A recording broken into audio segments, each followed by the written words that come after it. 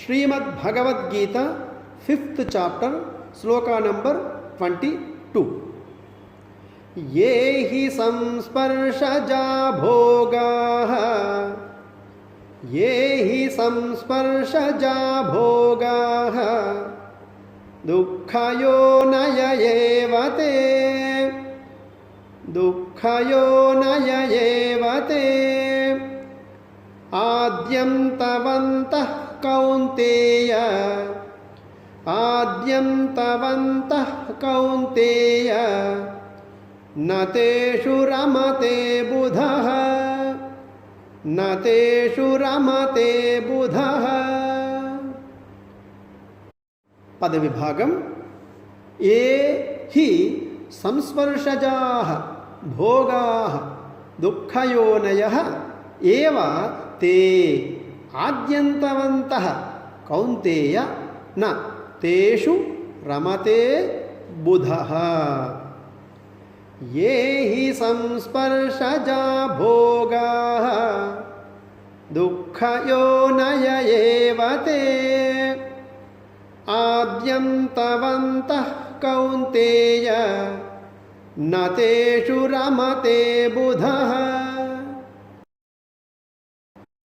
प्रतिपदार्थं कौन्तेय कुंती कुमारा ఏవి సంస్పర్శజాః స్పర్శ వల్ల జనించే భోగాః భోగాలు తే అవి దుఃఖయోనయః ఏవహి దుఃఖాలకి మూల కారణాలే. ఆది అంతవంతః ఆద్యంతాలతో కూడుకున్నవి. తేషు వాటిలో బుధః వివేకి న రమతే రమించడు.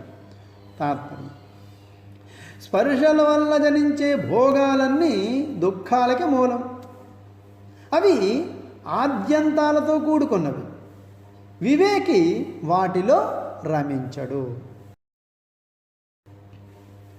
బాహ్య విషయాలన్నీ ఇంద్రియ స్పర్శల ద్వారా అనుభవానికి వస్తాయి. ప్రతి భోగానికి ప్రారంభం ఆఖరు ఉంటుంది. ఏ వస్తువు ఆనందాన్ని ఇస్తుందో అందుండే దుఃఖం కలుగుతుంది. సంపద, సంసారం, పదవి ఇవే సుఖాన్ని ఇచ్చేవి. వీటి నుండే దుఃఖం కూడా వస్తుంది.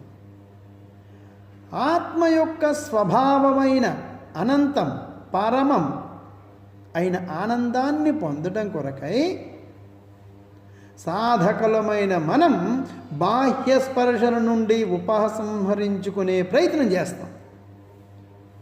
సామాన్యమైన వివేకం గల వ్యక్తి కూడా బాహ్య ప్రపంచంతో తన అనుభవాలను పరిశీలించి విశ్లేషించినట్లయితే తనకు తానుగానే పరిమితులు గల వస్తువులలో ఆనందాన్ని వెతుక్కోవడం అనేది లాభవంతమైన ప్రవృత్తి కాదని తెలుసుకుంటాడు. మన అనుభవాలన్నిటిలోనూ క్షీణోపాంత ప్రయోజన సిద్ధాంతం లా ఆఫ్ డిమినిషింగ్ యూటిలిటీ వర్తిస్తుంది. ప్రారంభంలో కొంత ఆనందాన్ని ఇచ్చిన ఒక వస్తువు త్వరలోనే దుఃఖ కుహరం అవుతుంది.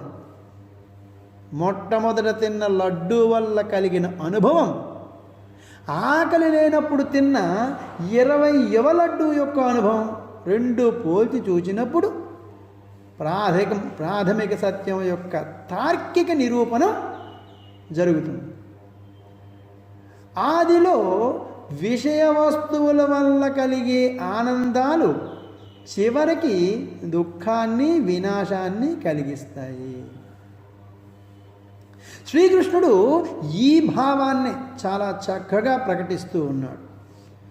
విషయ వస్తువులు వాటి ఆనందాలు పరిమితమైనవి అవటం చేత ఒక వివేకి అయిన వ్యక్తిని అవి ఆకర్షించలేవు అని ఆయన అర్జునునికి చెబుతూ ఉన్నాడు.